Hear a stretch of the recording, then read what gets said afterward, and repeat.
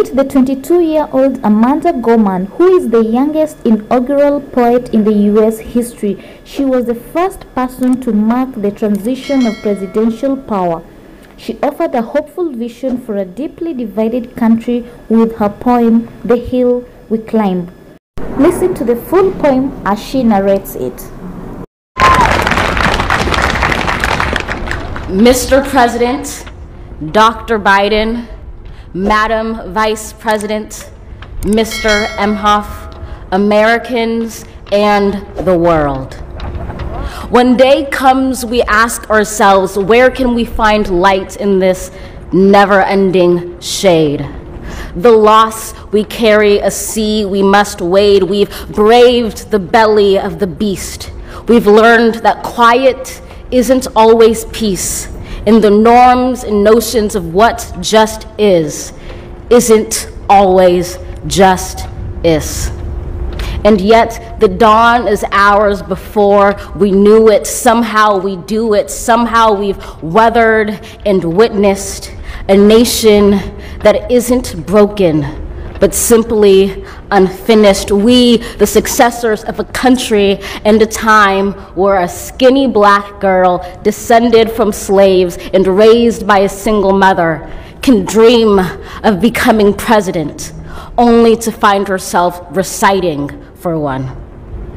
And yes, we are far from polished, far from pristine, but that doesn't mean we are striving to form a union that is perfect.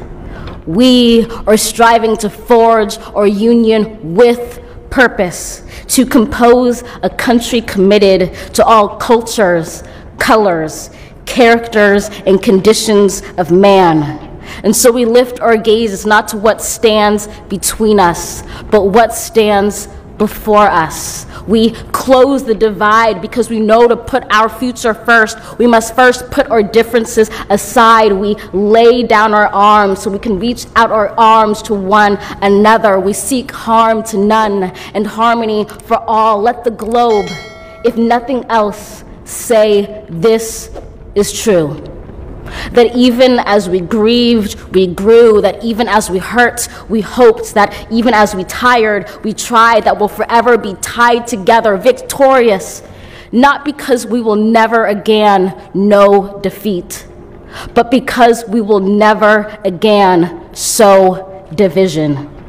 Scripture tells us to envision that everyone shall sit under their own vine and fig tree, and no one shall make them afraid.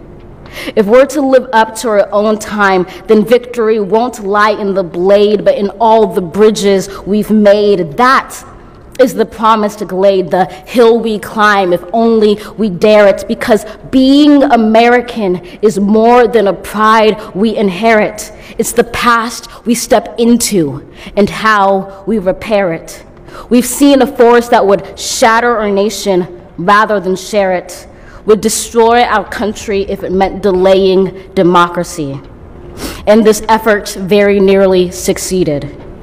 But while democracy can be periodically delayed, it can never be permanently defeated. In this truth, in this faith we trust, for while we have our eyes on the future, history has its eyes on us. This is the era of just redemption. We feared it at its inception. We did not feel prepared to be the heirs of such a terrifying hour, but within it we found the power to author a new chapter, to offer hope and laughter to ourselves. So, while once we asked, how could we possibly prevail over catastrophe? Now we assert, how could catastrophe possibly prevail over us? We will not march back to what was, but move to what shall be, a country that is bruised but whole, benevolent but bold, fierce and free.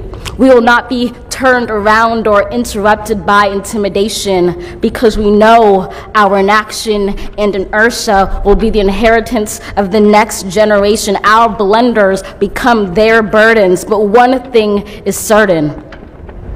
If we merge mercy with might and might with right, then love becomes our legacy, and change our children's birthright. So let us leave behind a country better than the one we were left. With every breath from my bronze-pounded chest, we will raise this wounded world into a wondrous one. We will rise from the gold-limbed hills of the West. We will rise from the wind-swept Northeast, where our forefathers first realized revolution. We will rise from the lake-rimmed cities of the Midwestern states. We will rise from the sun-baked South. We will rebuild, reconcile, and recover in every known nook of our nation, in every corner called our country. Our people, diverse and beautiful, will emerge battered and beautiful. When day comes, we step out of the shade of flame and unafraid. The new dawn blooms as we free it. For there is always light if only we're brave enough to see it, if only we're brave enough to be it.